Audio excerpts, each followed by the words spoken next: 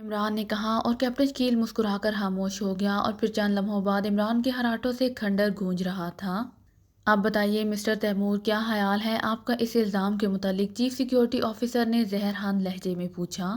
सफदर जो हाथ उठाए खड़ा था झटके से हाथ नीचे कर लिए। आप क्या चाहते हैं ऑफिसर साहब? मैंने क्या जुर्म किया है जो आप मेरे पीछे पड़ गए हैं? सफदर ने इंतहाई क्रोख्त लहजे में कहा, क्या आप यहाँ अपनी मौजूदगी का जवाब पेश कर सकते हैं? चीफ सिक्योरिटी ऑफिसर ने सख्त लहजे में पूछा। क्या यहाँ आना कोई जुर्म है? मुझ पर आपने जो इल्ज़ाम लगाया था उसकी बिना पर मैं चेक करने आया था कि क्या वाकई यहाँ से ईंटें ढीली की गई हैं या नहीं। सफदर का जवाब मुतलल था। तो आपके हाथ में रुमाल किस लिए है? क्या आप निशानात मिटा रहे थे? चीफ सिक्योरिटी ऑफिसर का लहजा अब नरम था। शायद उसे खुद भी एहसास हो गया था कि सफदर का पल्ला भारी है। हाथ देखते हुए इत्तेफाक से एक ईंट से मेरी उंगली छू गई थी, उससे साफ कर रहा था। सफदर ने बड़े इत्मीनान से जवाब दिया, चलो ऐसे ही सही, बहरहाल अपने आप को हिरासत में समझें। चीफ सिक्योरिटी ऑफिसर ने कहा, आप मुझे गिरफ्तार नहीं कर सकते। चीफ सिक्योरिटी ऑफिसर साहब, DR-1 के हुक्म के बगैर आप ऐसा कदम नहीं उठा सकते। सफदर ने गदबनाक लहजे में जवाब दिया, ठीक है, आप पहले DR-1 के पास चले। चीफ सिक्योरिटी ऑफिसर ने कहा। सफदर खामोशी से लेबॉर्ट्री की तरफ बढ़ गया। वो दिल ही दिल में सोच रहा था कि मामला हादसा बिगड़ गया है। ये लोग तो मेकअप पहचान नहीं सके, अलबत्ता कर्नल फरीदी देखते ही पहचान जाएगा। चुनाचे उसे जो कुछ भी करना है जल्द अज जल्द करना है। इधर वो प्रोफेसर का फार्मूला मुकम्मल नहीं हो रहा था। फार्मूला मुकम्मल होने से पहले प्रोफेसर को लेकर भागना फजूल था। वो चलता जाता था और वो सोचता जाता था कि अब वो क्या करे, उसे कुछ समझ नहीं आ रहा था। जल्द ही वो लेबॉर्ट्री में पहुंच गए।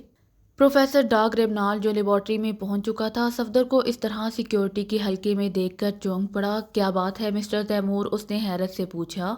सर, मिस्टर तैमूर की पोजीशन मशकूक हो चुकी है, चीफ सिक्योरिटी ऑफिसर ने मुअद्दबाना लहजे में कहा। वो कैसे? तफसील बतलाओ। आप तशरीफ रखिए मिस्टर तैमूर, प्रोफेसर ने सफदर को इशारा करते हुए कहा। सफदर खामोशी से एक कुर्सी पर बैठ गया। सर, कल रात हमारे एक आदमी ने मिस्टर तैमूर को इस वक्त चेक किया जब वो लेबॉर्ट्री की पुश्त में मौजूद दरार से वापस आ रहे थे। मैंने रिपोर्ट मिलते ही वहां चेकिंग की तो पता चला कि दरार की ईंटें जो इसे बंद करने के लिए लगाई गई थी, उनमें से काफ़ी तादाद में ईंटें अपनी जगह से खिसकाई गई हैं। आज रात जब ये लेबॉर्ट्री से फारिग होकर वापस आए तो मैंने उनसे पूछगिछ की तो उन्होंने इकरार किया कि वो दरार की तरफ गए थे, लेकिन ईंटें खिसकाने के इल्ज़ाम से मुनक्किर हो गए। मैंने जानबूझकर उन्हें ये नहीं बताया कि वहाँ ईंटों पर उनकी उंगलियों के निशानात मौजूद हैं। हस्बे वक्त ये दरार पर पहुंचे और उन्होंने रुमाल से वहाँ उंगलियों के निशानात मिटाने शुरू कर दिए और मैंने उन्हें रंगे हाथों पकड़ लिया। अब उन्हें गिरफ्तार करने के लिए आपकी इजाज़त ज़रूरी है, इसीलिए पहले आपके पास लेकर आए हैं। चीफ सिक्योरिटी ऑफिसर ने तफसील पेश की।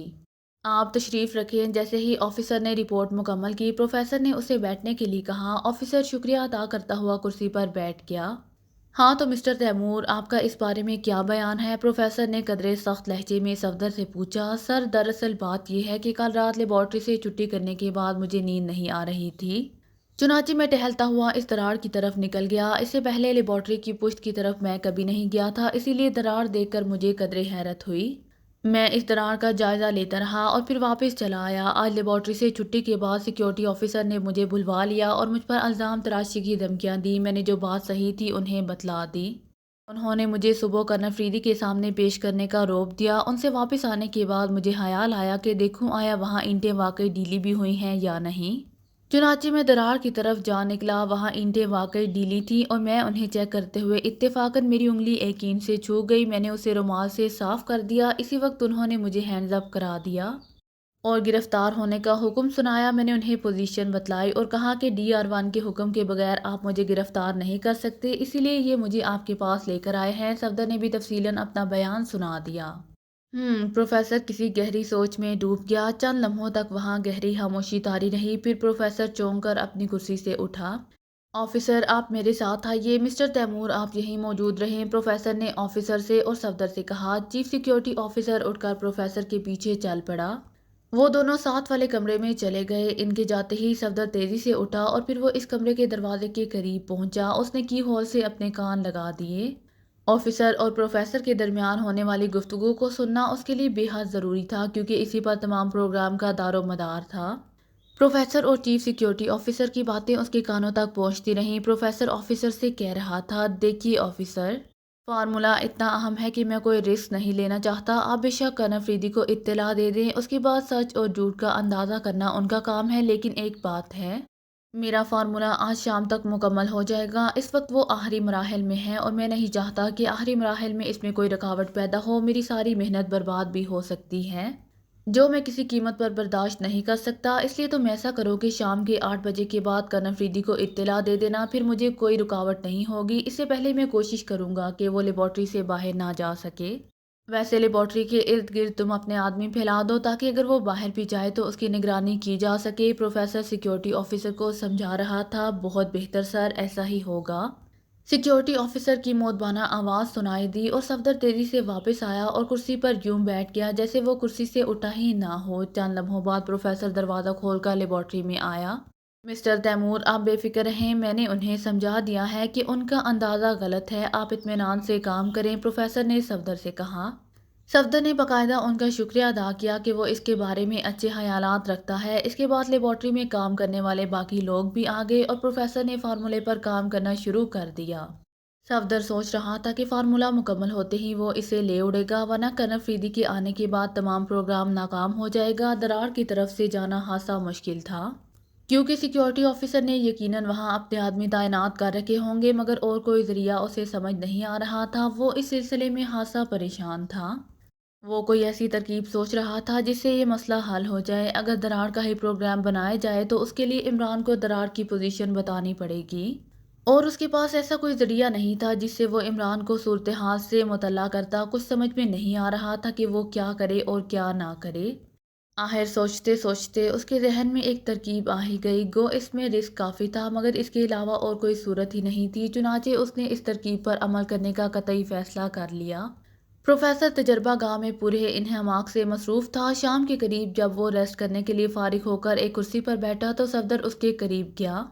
سر، مجھے سیکیورٹی آفیسر نے فوری طلب کیا ہے، انہوں نے کہا ہے کہ کوئی گورنمنٹ کا کام ہے۔ صفدر نے بڑے مودبانہ لہجے میں کہا۔ اوہ، کوئی بات نہیں، تم فکر مت کرو، کوئی اور کام ہوگا، تم چند منٹ کے لیے چلے جانا، پروفیسر نے تھکے تھکے لہجے میں کہا، اور ہاں، ذرا جلدی واپس آنے کی کوشش کرنا۔ بہتر سر، صفدر نے مودبانہ انداز میں سر ہلایا اور پھر تیزی کے ساتھ لیبارٹری سے باہر نکل گیا۔ وہ سیدھا سیکیورٹی آفس کی طرف چلا جا رہا تھا۔ تیز تیز قدم اٹھاتا ہوا وہ آفس کے دروازے پر پہنچ گیا۔ چیف سیکیورٹی آفیسر کمرے میں اکیلا تھا۔ صفدر نے اندر داخل ہوتے ہی دروازہ بند کر کے چٹھنی چڑھا دی۔ چیف سیکیورٹی آفیسر چونک کر حیرت بھرے انداز میں صفدر کی طرف دیکھ رہا تھا، جیسے وہ اس کارروائی کا مطلب نہ سمجھ سکا ہو۔ دروازہ بند کرتے ہی صفدر سیکیورٹی آفیسر کی طرف بڑھا۔ اس کے لبوں پر بڑی خوشگوار سی مسکراہٹ پھیلی ہوئی تھی۔ کیا بات ہے مسٹر تیمور؟ صفدر کے قریب آنے پر چیف سیکیورٹی آفیسر نے پوچھا۔ وہ ٹرانسمیٹر کہاں ہے جس سے تم نے کنر فریدی سے بات کرنی ہے؟ صفدر نے اس کے قریب پہنچ کر بڑے پراسرار انداز میں پوچھا۔ مگر کیوں؟ چیف آفیسر مزید حیرت زدہ ہو گیا اور دوسرے لمحے وہ ایک جھٹکے سے کرسی سمیت فرش پر جا گرا۔ صفدر کا زبردست مکہ اس کے جبڑے پر پڑ چکا تھا۔ اس کے ساتھ ہی میز پر پڑا ہوا ریوالور جسے سیکیورٹی آفیسر استعمال بھی نہ کر سکا تھا اب صفدر کے ہاتھ میں تھا۔ خاموش رہو، اگر چیخنے کی کوشش کی تو گولی مار دوں گا۔ صفدر کے لہجے میں بیڑیے جیسی کراہٹ تھی۔ آفیسر نہ چاہتے ہوئے بھی خاموش ہو گیا، کیونکہ صفدر کا لہجہ ہی بتا رہا تھا کہ وہ اپنے کہے پر عمل کر دے گا۔ جلدی بتلاؤ، وہ ٹرانسمیٹر کہاں ہے؟ صفدر گرایا۔ میرے پاس کوئی ٹرانسمیٹر نہیں ہے، آفیسر نے کہا، لیکن اضطراری طور پر اس نے اپنا وہ بازو چھپانا چاہا جس پر گھڑی بندھی ہوئی تھی۔ صفدر کی آنکھوں میں چمک سی لہرائی۔ گھڑی اتار کر مجھے دو، جلدی کرو، صفدر نے حکم دیا اور ٹریگر پر اس کا دباؤ قدرے بڑھا دیا۔ دیتا ہوں۔ سیکیورٹی آفیسر کی آنکھوں میں موت کے سائے لہرانے لگے۔ اس نے گھڑی اتار کر صفدر کو پکڑا دی۔ شاید اسے خیال ہو کہ یہ گھڑی صفدر استعمال نہیں کر سکے گا، لیکن یہ تقریباً اسی قسم کی گھڑی تھی جیسی صفدر کے پاس تھی۔ دوسرے لمحے سائلنسر لگے ریوالور نے شعلہ اگلا اور آفیسر کی کھوپڑی پرزے پرزے ہو کر بکھر گئی۔ وہ آہ بھی نہ کر سکا تھا۔ صفدر نے ایک لمحے کے لیے گھڑی کو دیکھا، پھر اس نے ون بٹن کھینچ کر گھڑی کی سوئیوں کو مخصوص ہندسوں پر سیٹ کیا۔ گھڑی کی تاریخ والا خانہ سرخ ہو گیا، جلد ہی خانے کا رنگ سبزی میں تبدیل ہو گیا۔ ہلو عمران صاحب، میں صفدر بول رہا ہوں۔ اوور، صفدر نے تیزی سے کہا۔ خیریت ہے صفدر؟ اوور، عمران کے لہجے میں پریشانی تھی۔ عمران صاحب، حالات بڑے نازک ہیں، مجھ پر سیکیورٹی کو شک ہو گیا ہے۔ ایک آدھ گھنٹے بعد فارمولا مکمل ہو جائے گا۔ میں اس وقت سیکیورٹی آفیسر کو ختم کر کے اس کے ٹرانسمیٹر سے بات کر رہا ہوں۔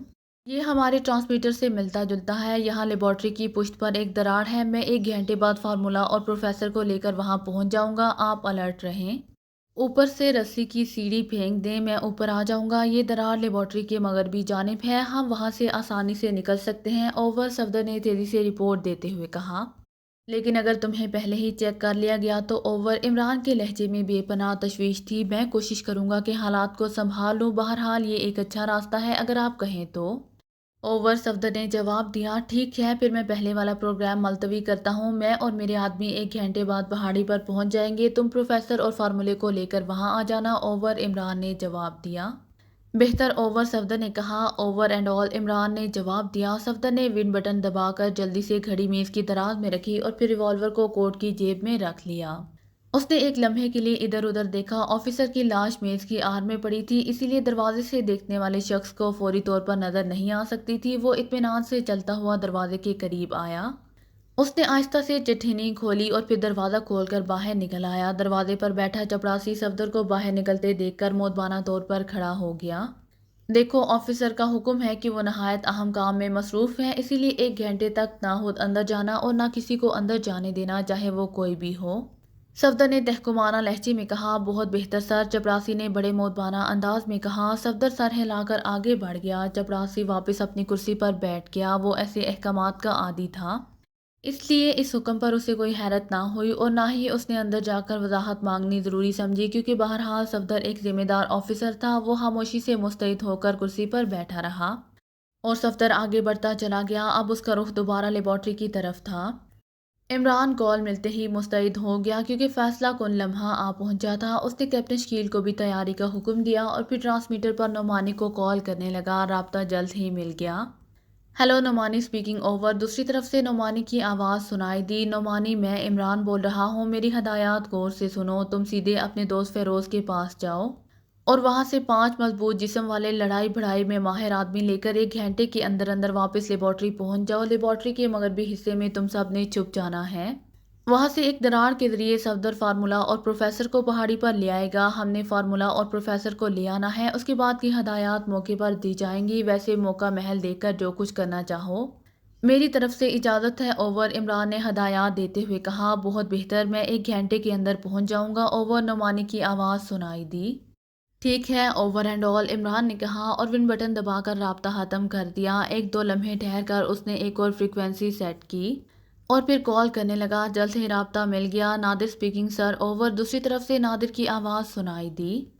عمران بول رہا ہوں، نادر، 1 گھنٹے کے اندر اندر پہاڑی کے شمالی حصے میں پہنچ جاؤ، 1 گھنٹے کے بعد ہم نے وہاں سے فارمولا اور پروفیسر کو حاصل کرنا ہے، تم سمجھ گئے، اوور، عمران نے کہا۔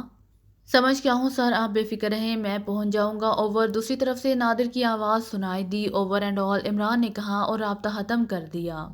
کیپٹن شکیل تیار ہو کر اس کے قریب پہنچ گیا، وہ بولا، سب ٹھیک ہے عمران صاحب؟ ہاں فی الحال تو سب ٹھیک ہے، تم نے اندر سیاہ لباس پہن لیا ہے؟ عمران نے پوچھا۔ جی ہاں پہن لیا ہے، کیپٹن شکیل نے جواب دیا۔ تو ٹھیک ہے چلو، عمران اٹھ کھڑا ہوا۔ واپسی کا پروگرام بھی سوچا ہے آپ نے؟ کیپٹن شکیل نے پوچھا۔ واپسی کے وقت دیکھا جائے گا، فی الحال تو جانے کا ہی پروگرام ہے، عمران نے مسکراتے ہوئے جواب دیا۔ بہرحال پہلے سے سوچ لینا بہتر ہے، کیپٹن شکیل نے کہا۔ ارے یہ میری ریڈی میڈ کھوپڑی کب کام آئے گی، تم یہ کام اس پر چھوڑ دو، کوئی نہ کوئی راہ نکل ہی آئے گی، عمران نے کہا اور چل دیا۔ کیپٹن شکیل بھی سر ہلا کر اس کے پیچھے چل پڑا۔ کرنل فریدی کار چلاتے ہوئے اچانک چونک پڑا، ٹرانسمیٹر کا بلب سپارک کر رہا تھا، اس نے تیزی سے گاڑی ایک سائیڈ میں روکی اور پھر ٹرانسمیٹر کا بٹن آن کر دیا۔ ہارٹ سٹون اسپیکنگ کے الفاظ ابھی اس کے منہ میں ہی تھے کہ دوسری طرف سے آنے والی آواز سن کر وہ بری طرح چونک پڑا۔ Hello hello, Safdar speaking, over. ایک آواز اس کے کان میں پڑی اور اس نے سختی سے ہونٹ بھینچ لیے۔ Hello Imran, this side, over. دوسری طرف سے عمران کی آواز نہ صرف اس کے کانوں سے ٹکرائی بلکہ بے اختیار اس کے ہونٹوں پر مسکراہٹ پھیلتی چلی گئی۔ صفدر عمران کو رپورٹ دے رہا تھا، پورا پروگرام سیٹ کیا جا رہا تھا اور کرنل فریدی خاموشی سے کار میں بیٹھا تمام پروگرام سن رہا تھا۔ صفدر کی زبانی ہی اسے پتہ چل گیا کہ وہ چیف سیکیورٹی آفیسر کو ختم کر کے اس کی ٹرانسمیٹر واچ سے رپورٹ دے رہا ہے۔ یہ ایسا ٹرانسمیٹر تھا جس پر کوئی بھی فریکوینسی سیٹ کی جاتی تو کرنل فریدی کی کار میں موجود طاقتور ٹرانسمیٹر اسے ضرور کیچ کر لیتا تھا۔ اگر وہ اس کار میں موجود نہ ہوتا تو یقیناً وہ اس وقت اس پروگرام سے لا علم رہتا اور یہ کرنل فریدی کی بدقسمتی ہوتی۔ رابطہ ختم ہو چکا تھا، لیکن کنر فریدی ابھی بیٹھا اس پروگرام کے متعلق سوچ رہا تھا۔ پہلے تو اسے خیال آیا کہ لیبارٹری جا کر صفدر کو چیک کرے، لیکن پھر اس نے سوچا کہ صرف 1 گھنٹے کا وقفہ ہے، ہو سکتا ہے کہ اس دوران وہ صفدر کو چیک نہ کر سکے اور عمران وغیرہ اپنے مقصد میں کامیاب ہو جائیں۔ چنانچہ اس نے پہاڑی پر ہی عمران وغیرہ کو پکڑنے کا پروگرام بنا لیا۔ چند لمحے غور کرنے کے بعد اس نے ٹرانسمیٹر پر ایک فریکوینسی سیٹ کی اور پھر کال کرنے لگا۔ Heart stone speaking over. رابطہ ملتے ہی اس نے کہا، نمبر 11 سر، اوور۔ دوسری طرف سے نمبر 11 کی آواز اس کے کانوں سے ٹکرائی۔